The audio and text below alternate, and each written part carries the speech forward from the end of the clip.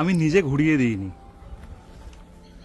ও নিজে থেকে ঘুরছে, কারণ অনেকটা উপর থেকে হ্যাঙ্গিং করা আছে। এই প্রথম ডবল মাধবী লতাকে নিয়ে কেউ বা কারা হ্যাঙ্গিং করেছে, আর শুধু হ্যাঙ্গিং করেছে তাই নয়, সেই হ্যাঙ্গিংয়ে গাছ বসানো, কি মিডিয়া করা, আর কিভাবে ফুল এসছে এবং তার গন্ধে পুরো ছাদ মম করছে, এটা একমাত্র যারা করেছে তারাই জানে। কেউ করেছেন কি? না, এখনো পর্যন্ত কেউ ভাবতেই পারেনি। ট্রাই তো অনেক দূরের কথা। মিডিয়াটা হলো আসল মিডিয়াটা, এমনই একটা মিডিয়া যেটা কিনা অত্যন্ত হালকা আর ভীষণ ভীষণ সহজভাবে এই হ্যাঙ্গিংটা করা যায়।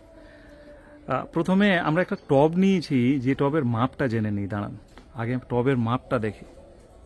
তার নিচেও কিন্তু প্রচুর আর একটা গাছে ফুল, যদিও নিচে থাকে না, যেখানে আমি সাজাবো সেখানেই থাকবে।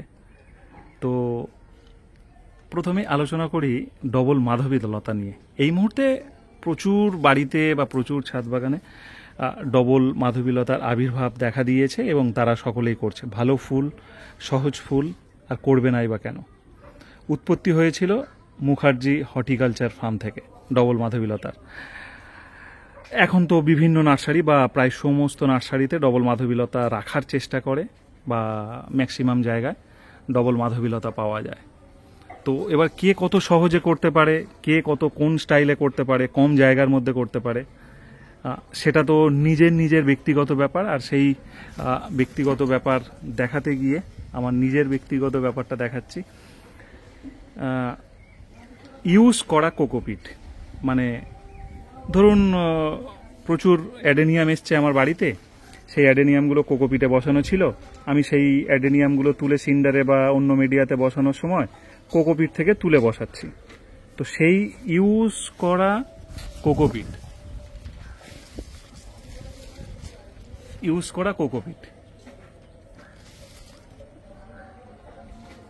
14 ইঞ্চি টবের মধ্যে একটা ডবল মাধবীলতা গাছ আমি বসিয়েছি, আর তাতেই এই অবস্থা। হ্যাঙ্গিং করা হয়েছে নর্মাল যেগুলো বাজারে বিক্রি হয় 14 ইঞ্চি টব, সেই টবেই দেওয়া আছে, অন্য কিছু নয়। নর্মাল 14 ইঞ্চি টবে দেওয়া হয়েছে। আর সর্ষের খোল, পাতা পচা তরল সার, মেন খাবার, কোনো এনপিকে বা কিছু নয়, টানা বর্ষার মধ্যেই ছিল, এইরকমভাবেই আছে। বর্ষার মধ্যে থাকার একটা মজা আছে, যে কোনো ধরনের গাছের যদি আপনি হ্যাঙ্গিং করেন, যে কোনো, সেটা বোগেনভেলিয়া হতে পারে, বোগেনভেলিয়া দেখায়, সেটা এটা কি গাছ, টেকোমা হতে পারে, সেটা এটা হতে পারে, সেটা বোগেনভেলিয়ার ফুল এসছে দেখেছেন, যা খুশি হতে পারে, সেটা কাঠচাপা হতে পারে, সেটা রুবি হতে পারে, যা খুশি গাছ হতে পারে, করেন।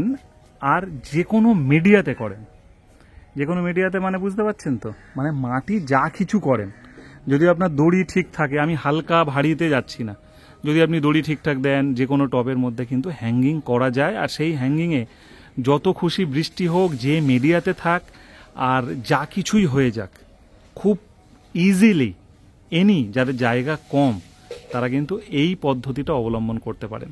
এবারে আসি, ডবল মাধবীলতা তো লতানো গাছ, তাহলে ও তো লতাবে। এই লতানোর জায়গাকে আমরা ঠিক এইভাবে প্রুন করে দিয়েছি, কেটে দিয়েছি। এই লতা ছিল, ধরুন এই কেটে দিলাম, এই যে মুখটা আসছে, এই মুখে ফুল আসবে। পরীক্ষামূলকভাবে দেখা যাক, এই ধরুন লতা ছিল, এই আমি কেটে দিয়েছি, এই পরীক্ষামূলকভাবে ওই ডালটায় দেখুন এই ফুল আসছে, এইটাই হয়েছে প্রত্যেকটা, ঠিক আছে, প্রত্যেকটা কেটে দিয়েছি, পাশ থেকে যে দুটো ব্রাঞ্চ আসছে সেই ব্রাঞ্চে ফুল আসছে।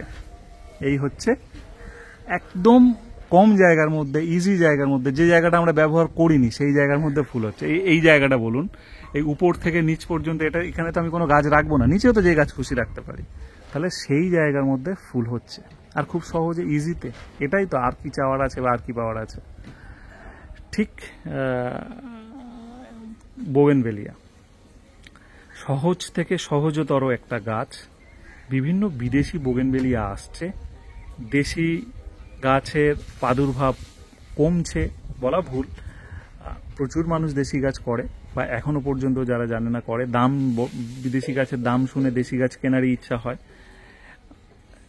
অ্যাভারেজ হয়তো ফুল একটু বেশি হয়, তবে আমাদের দেশি গাছে ফুল হয় না সেটা কিন্তু একেবারে নয়। প্রচুর প্রচুর ফুল হয়। যত্ন একটাই, মাসে একবার মিক্স খাবার, ডাল বড় হয়ে গেলে ডাল কেটে দেওয়া, না ডাল কাটলেও ফুল হবে, ডাল কাটলেও ফুল হবে। যে কোনো মাঝে মধ্যে তরল সার দেওয়া গাছের গ্রোথের জন্য, মাঝে মধ্যে মিক্স খাবার, মাসে একবার দুবার, 2 মাস ছাড়া একবার, এটাই যত্ন। আর কোনো যত্ন নেই এই বোগেনভেলিয়া গাছে।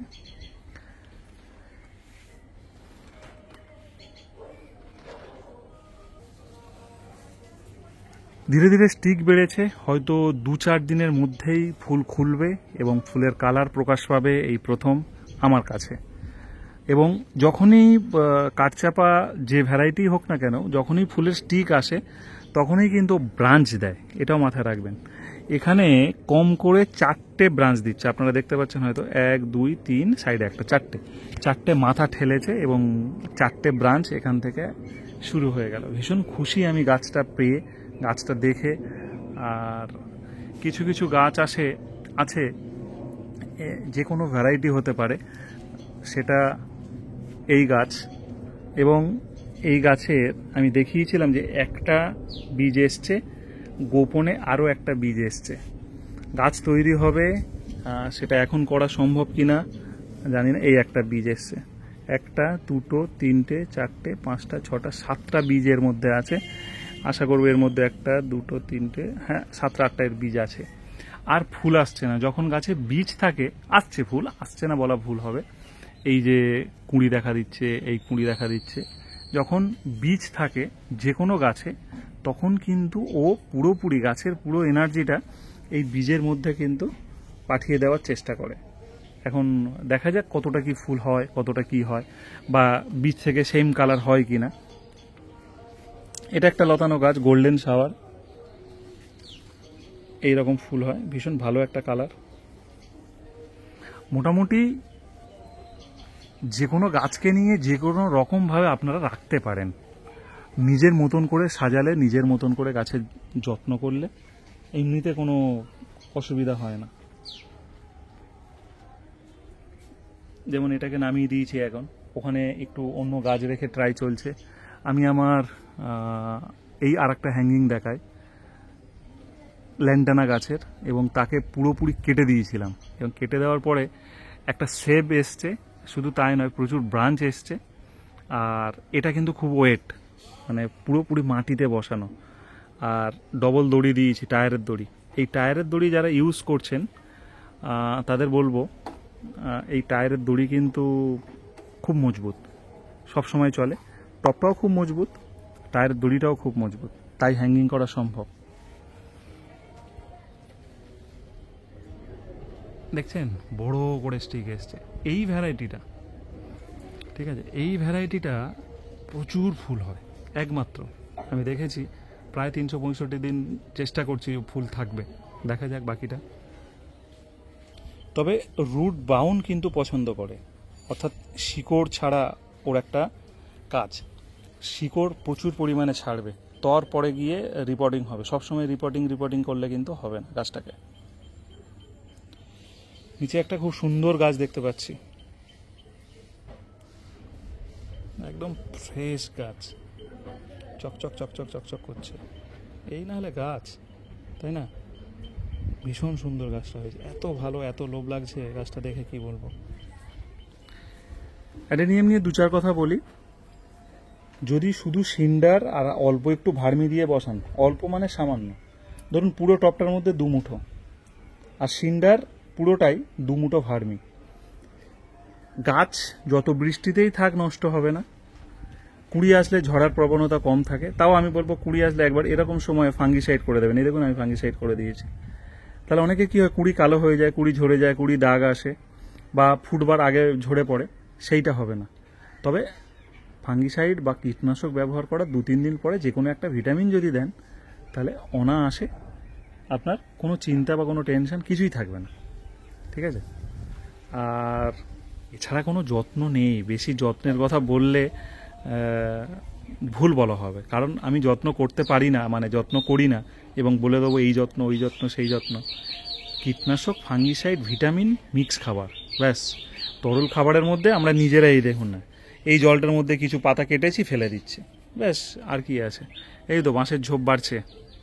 আপনাদের এই বাঁশের ঝোপটা নিয়ে কিন্তু এখন থেকে দেখুন কচি কচি কত সুন্দর করে মুখ, পাতা, যখন বসিয়েছি এত পাতা ছিল না, কত সুন্দর পাতা এসছে। আর একটু জল বেশি পছন্দ করে, মানে জল দিয়ে রাখতে হবে, মাটি একদম ভেজা থাকবে। বাঁশঝাড় যাকে বলে কি না, সেটাই ভালো হচ্ছে। কিন্তু বাঁশঝাড়টা ওই টব পুরো ভরে যাবে। আমি পুরো একটা দামি টবই দিয়ে দিয়েছি ওদের জন্য, দেখা যাক কি হয়, এই আর কি। বেশি কিছু কীটনাশক, ফাঙ্গিসাইড, ভিটামিন মাস্ট রাখতে লাগবে। মিক্স খাবার, তরল সার। শীত আসছে, সর্ষের খোল দেবো, আর যে গাছ যেমন জল চায় সেরকম দেবো, এর থেকে বেশি কিছু নয়। ভালো থাকবেন, সুস্থ থাকবেন। আর গাছ নিয়ে আমাদের যে কর্মকাণ্ড চলছে সেটা চলবে। জায়গা অনেকেরই কম আমার মতন, তাদের জন্য কিন্তু এরকম পদ্ধতিগুলো অবলম্বন করতে হবে। সহজ ও সঠিক যত্ন যদি করি, বা যত্ন যদি কম করি, ভালো বাগান করা, ভালো বাগান পাওয়া, বা ভালো বাগান করার ইচ্ছা, সেটা সব সময় বাড়বে। আজ এতটুকুই।